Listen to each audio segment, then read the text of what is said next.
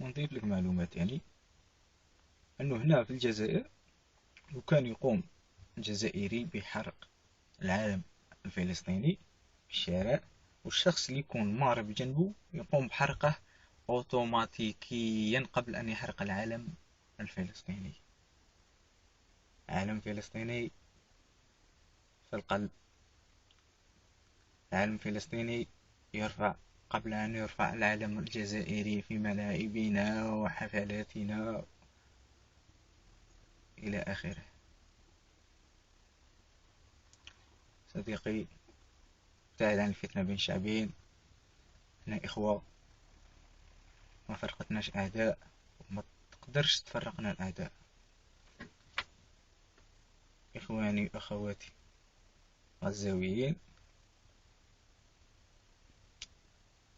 إذا لقيت هذا الشخص وإذا كان حقا من غزة كما يدعي، قولوا له أن الشعب الجزائري شعب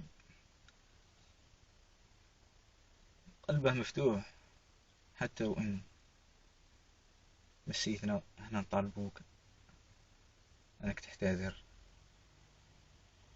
منا، وأنا غادي نتقبلو احتذارك قبل أن ما تحتذر. احتراماتي للشعب الفلسطيني والشعب الجزائري، الأمة العربية. السلام عليكم ورحمة الله تعالى وبركاته.